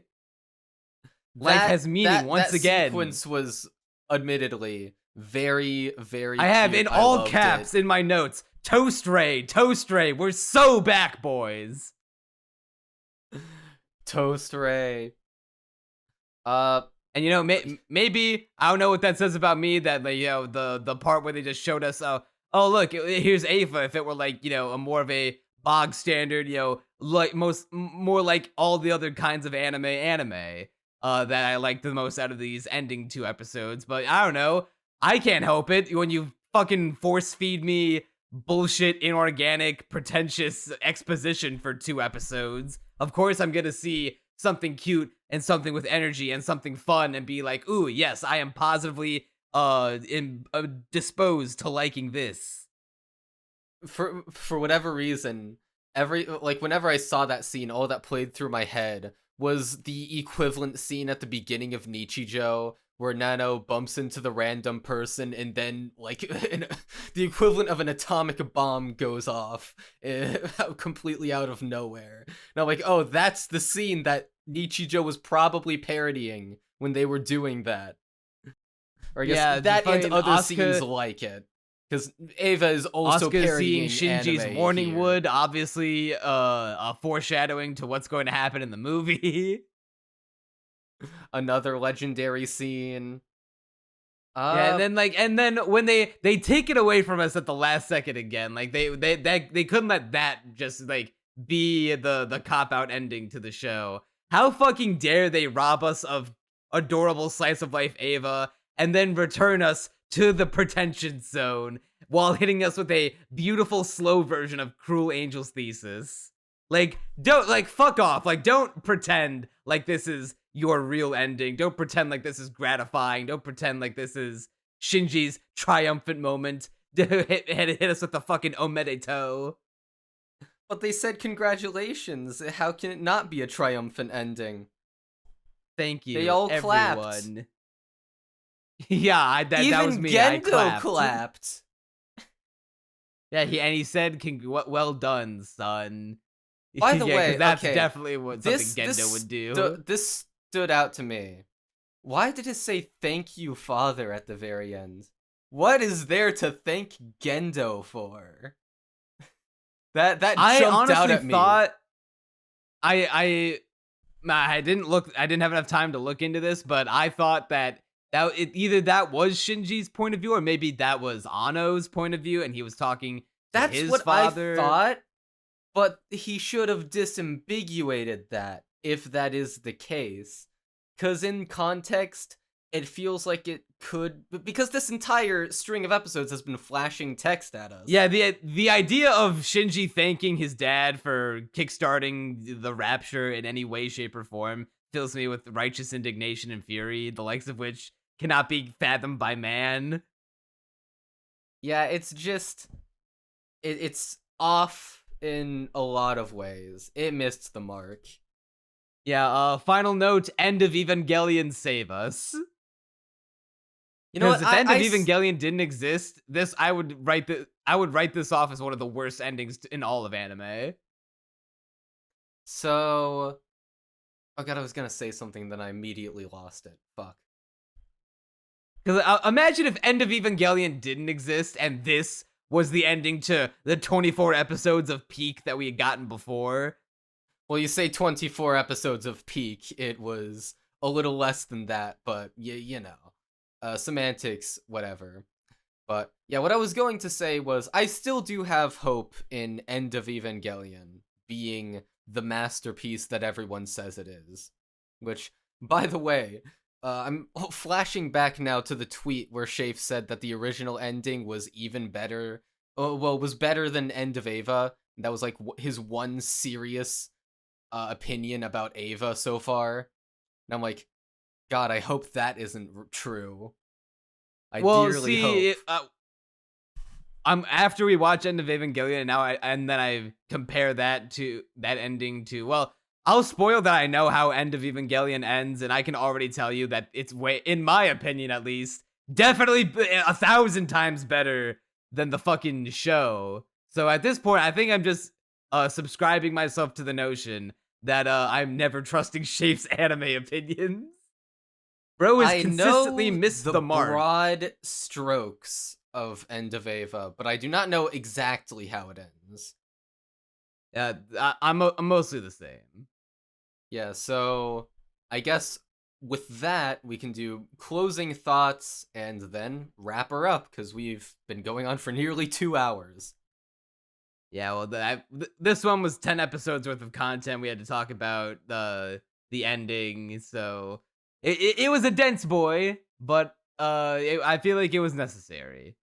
It is very deflating to talk about, 24 something episodes of a show that we were glazing to high heaven this whole time. We were diving in to anime culture, a cultural touchstone in this medium that we're so passionate about.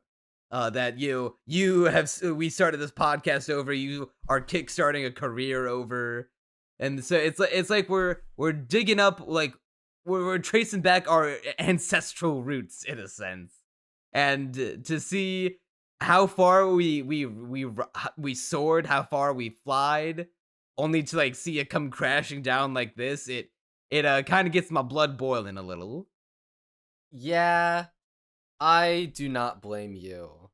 I have a number score in mind. I guess I'll make like you and not share it yet, just in case having seen End of Eva will change my mind on it somewhat, maybe make some aspects of the ending more tolerable in retrospect, having, at least knowing that there is a peak version of it out there, or maybe it'll only make it worse. Maybe by comparison, End of Eva will be so much better that I'll just be like, how did I even watch those 2 episodes front to back?